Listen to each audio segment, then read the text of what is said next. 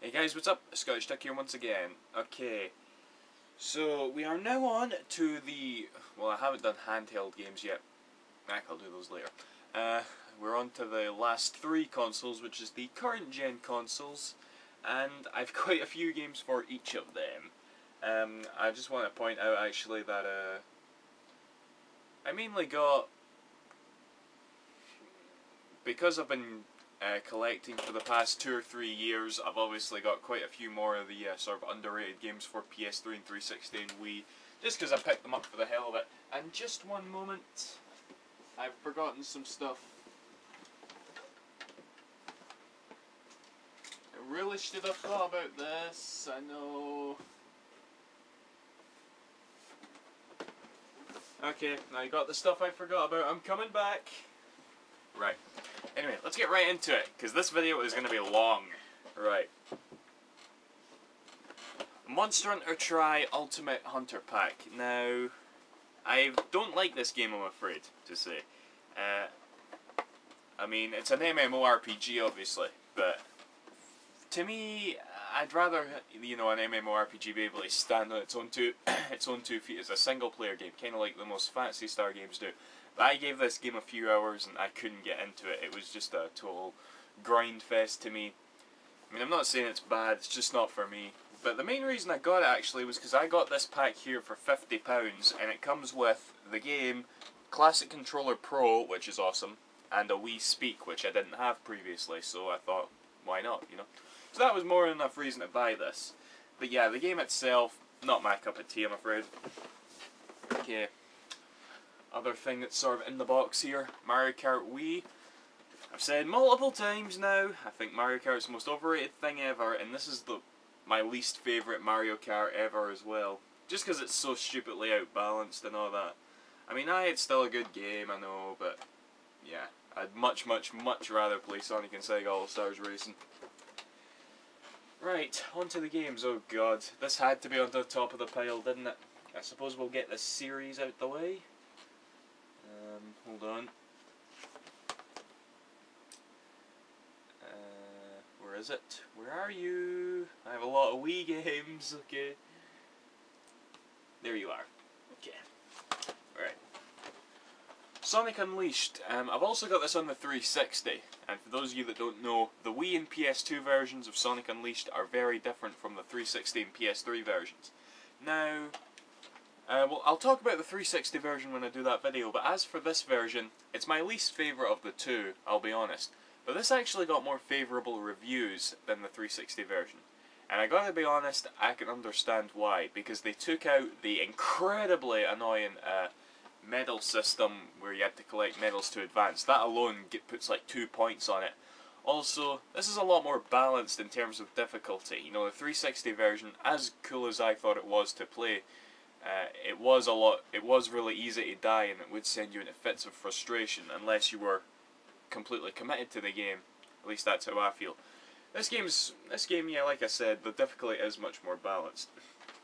And it does still have genuinely fun Sonic gameplay, even though there are a lot more Werehog levels. I don't know how they managed to do that, but yeah, there are a lot more Werehog levels than daytime levels. Don't know how they managed that, but yeah, overall I do definitely prefer the 360 version. Okay, now the storybook series, Sonic and the Secret Rings, Sonic and the Black Knight. Talk about Secret Rings first. This is arguably the best Sonic game this generation, if you ask me. I don't know, I remember being so disappointed after Sonic 06 and this came out a few months afterwards, and it utilises Sonic and the Wii Remote so well. I'm dead serious, you know. Tilting left and right to control them. You know, it gives you that really good sense of speed feeling where you've got to be, oh, I got to be quick, I got to dodge everything. And, you know, jumping up and doing the homing attack by shaking the Wii Remote forward. It's just an incredible feeling, and it really does make you feel like Sonic. The game's not perfect, I know. It's padded out immensely by all the, like, silly missions. What else? The music is pretty bad, and there is the occasional control and level design issue, that is going to send you into a fit of frustration. But for the most part, I am very happy that Sonic has had at least something like this generation that I do enjoy. So yeah, props to that. Unlike this though, okay, it's funny, right? There's a sort of like Sonic fan base out there, kind of like myself, who knows the Sonic series has went downhill, but still enjoys a few of the games for what they are. Some examples of those games would be Sonic and the Secret Rings and Sonic Unleashed. But majority of the fan base does rightfully hate Sonic 06. But what baffles me is that that sort of fan base actually likes this game.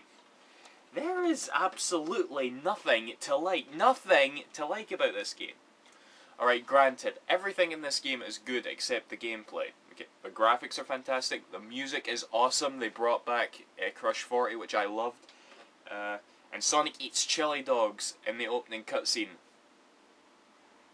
It was so great. But yeah, the gameplay is absolutely pathetic! Run, run, run, waggle, waggle, waggle, run, run, run, waggle, waggle, waggle. There's absolutely nothing else to it. It is not fun to play at all, okay? So, how anyone could like this game, I have no fucking idea. By all means, please tell me in a comment if you like this game, because I'm stunned that people do like it. So, yeah. Right, we're already probably over 10 minutes, and I've just stopped talking about Sonic. Anyway, Legend of Zelda, Twilight Princess. One of the first games I got for the Wii, really, really awesome, obviously. Naturally, it was sort of a port of the GameCube game, so I remember before it was coming out, they didn't align sword slash to just waggle. I honestly don't think it's that bad. A lot of people like to complain about the waggle, but no, it's fine. It works absolutely perfectly, and I'm really curious to see how Skyward Sword takes it with Wii Motion Plus. But probably one of my favourite Zelda games, if I'm honest. Really, really good. The Blob. This was a really sweet sort of like, you know, Wii gem, and apparently this is one of these ones that sold really well. You'll probably hear me talking about this a lot, but a lot of these games really didn't sell too well, and they are awesome. So yeah, a sequel's coming out, and apparently it's coming at 360 and PS3.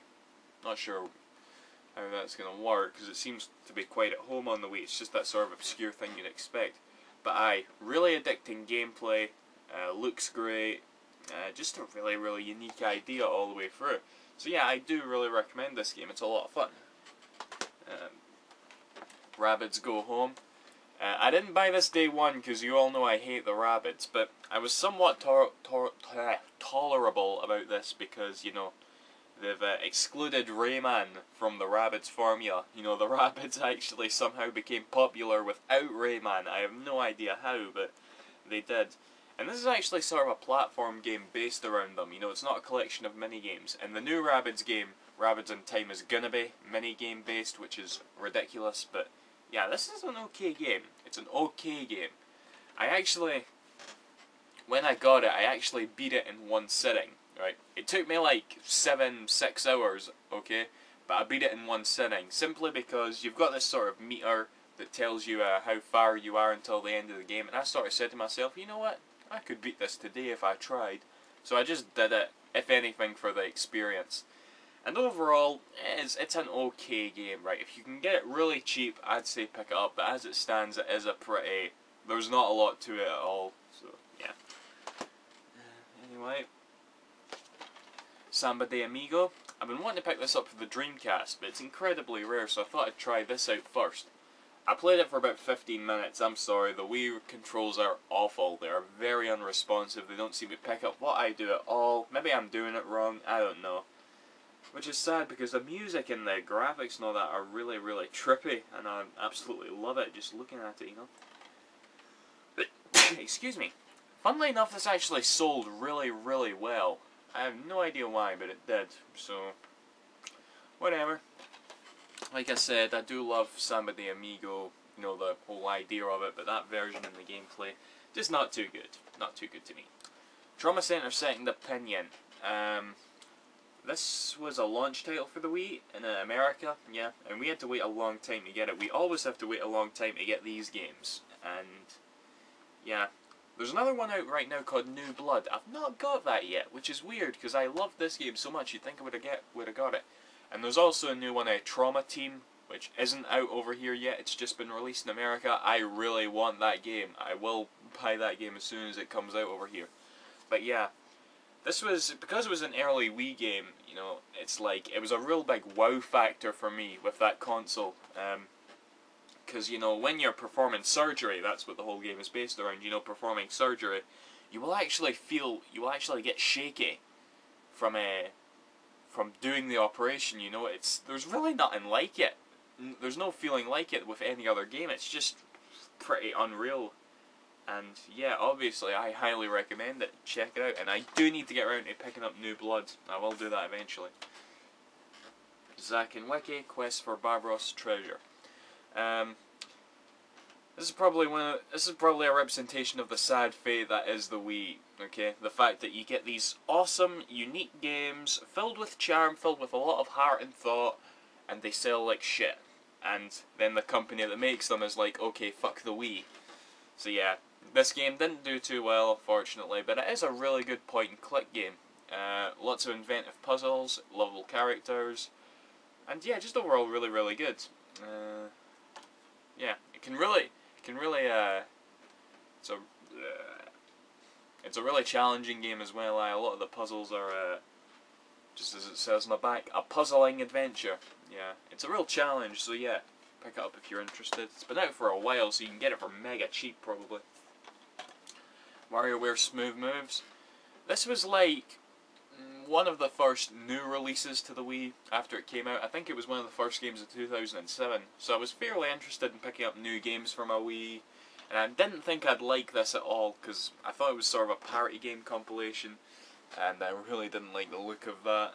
But it's sort of a party game compilation, but just a bunch of little mini games. Anyone who's played a WarioWare game will know what I'm talking about, so yeah, it is an awful lot of fun, if I'm honest. Just good to pop it and play, yeah, so good game. Mario Strikers Charged Football. I picked this up purely because it was the first game to be released in Europe, at least, to include Wi-Fi for the Nintendo Wii, and I was just mega curious to see how it worked. And we all know what happened with that. It's not too great, is it? The game itself, I have little interest in it, if I'm honest, because, you know, it's a sports game and I'm not into sports games. So yeah, but it was worth picking up for the experience anyway, so. And it's not bad, it got good reviews and the like, so yeah.